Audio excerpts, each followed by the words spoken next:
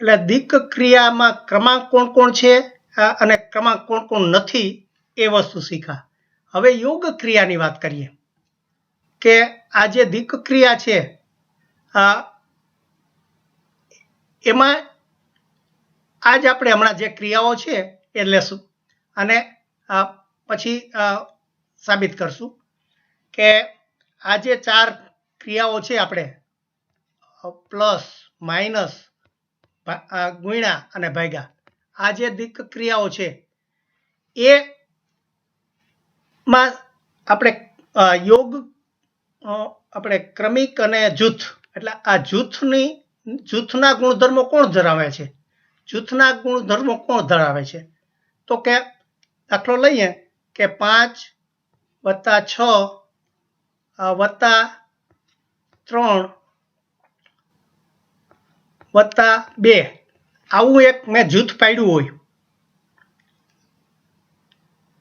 તો આનો હું સરવાળો કરું તો શું આવે આ 5 + 6 + 3 ને 2 5 તો 11 ને 5 આ 16 થાય.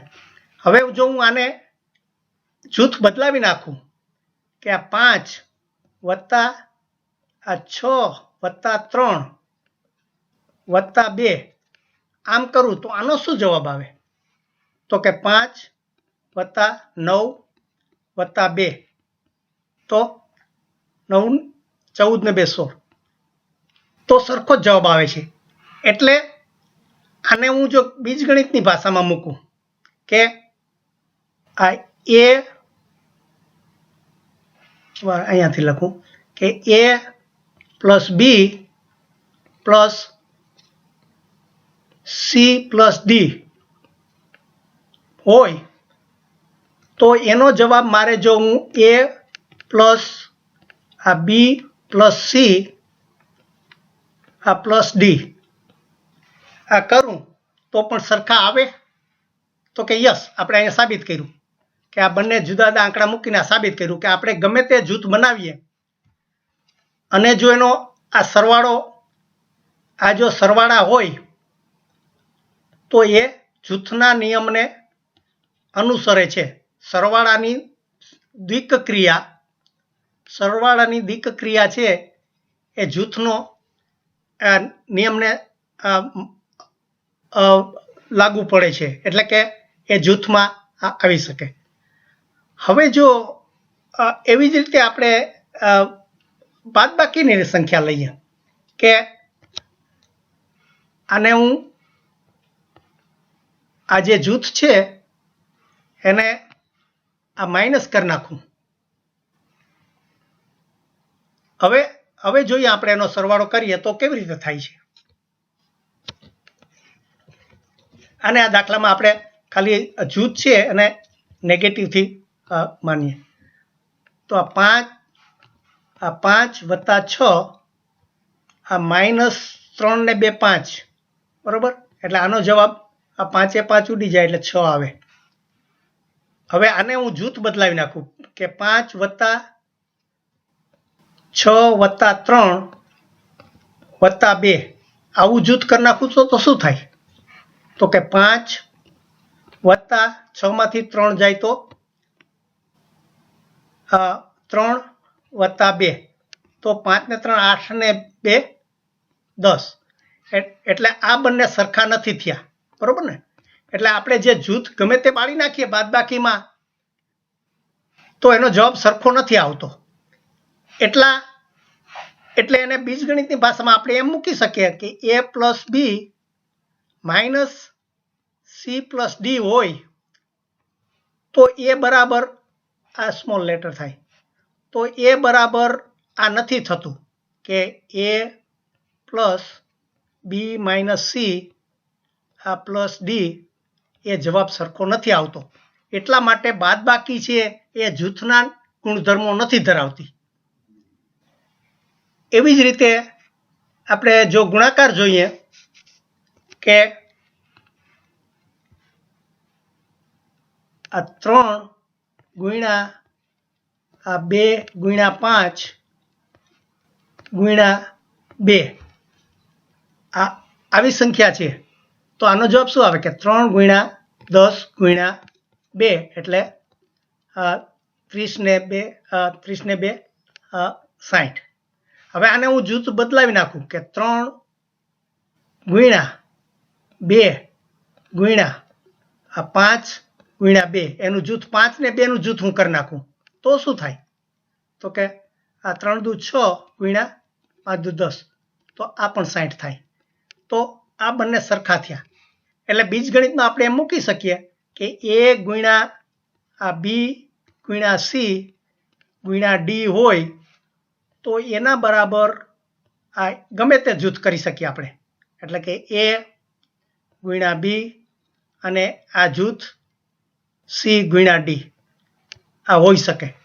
એટલે એનો અર્થ એમ કે ગુણાકાર છે આ ગુણાકારની દ્વિક ક્રિયા એ જૂથના નિયમને જૂથના ગુણધર્મોને અનુસરે છે. જૂથના ગુણધર્મને અનુસરે છે. આ એ થયું. એટલે આપણને જે પેલા ગણમાં મૂકે છે ને ત્યારે કંઈ બરોબર સમજાવ્યું નથી કે ભાઈ એમાં આપણે તમે એમાં આ બી અને સી નો બી નો ગણ હોય અને સી નો ગણ હોય તો એના બરાબર તમે જો જૂથ બદલી નાખો કે એની સાથે પહેલા બી ભેળવો અને પછી સી ભેળવો એટલે જૂથ બદલી નાખો તો એ સરખા થાય છે. એટલે આ જૂથનો નિયમ ગણને લાગુ પડે છે. જૂથનો નિયમ એટલે પણ આમાં આપણને બહુ ખ્યાલ ના આવે, કલ્પના ના આવે. એટલે મેં આ જે આપણે જે દાખલા લીધા છે આપણે ગુણાકારના એના ઉપરથી તમને ખ્યાલ આવશે કે ધારો કે આ તમે આ બી ની જગ્યાએ પછી 1 2 3 4 મૂકવા. આ ખાલી એક જ આંકડો છે એની બદલે ગણ એટલે ગમે તેટલા આંકડા હોય. એટલે એનું આખું એક ગ્રુપ હોય કે આ A B C મૂકી દો કે A 1 2 3 મૂકો અને પછી એની ક્રિયા ગુણાકારની કરો કે ગમે તે આંકડા મૂકતા જાઓ. એટલે ખાલી એક જ આંકડાને બદલે આખા જૂથને પણ આ નિયમ લાગુ પડે છે એમ કહેવા માંગે છે. મને લાગે એવી રીતે કદાચ ભાગાકારનું આપણે સાબિત કરી શકીએ કે ભાગાકાર એ લાગુ પડતો નથી. પણ આજે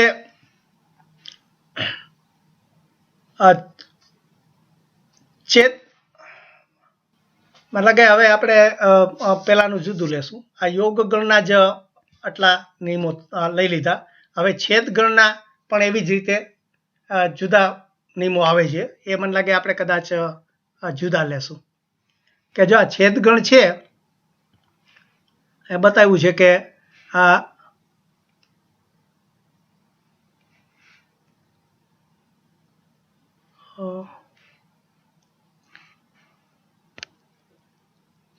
ના એટલે આમાં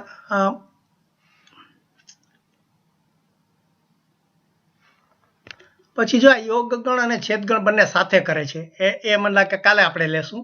પણ આ જે છેદ ગણ છે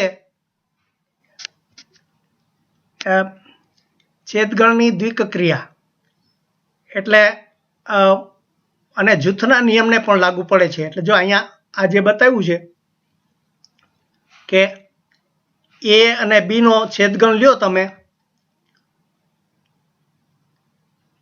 A અને B નો છેદગણ અને એને પછી તમે આ C ના છેદગણ સાથે મેળવો તો એ બરાબર તમે આ A અને B નું જૂથ કર્યું હતું એના બદલે આ A ને છૂટો પાડી અને આ B અને C નું જૂથ કરો એટલે કે B ને C નો છેદગણ પહેલા કરો અને પછી એની સાથે એનો છેદગણ કરો તો પણ એ જ જવાબ તમે એની સાથે B નો છેદગણ કર્યો હોય અને પછી એનો C ની સાથે છેદગણ કરો તો આ બંને સરખા આવે છે. એટલે કે આ જૂથનો નિયમ આ પાલન કરે છે. એટલે અહીંયા જો એના દાખલા આપ્યા છે પણ ખરેખર એના વ્યવહારુ દાખલા આના કરતાં જુદા આપ્યા હોય તો વધારે ખ્યાલ આવે. એટલે હું કાલે વધારે કદાચ જોઈશ કે આપણે ટાઈમ થઈ ગયો છે પણ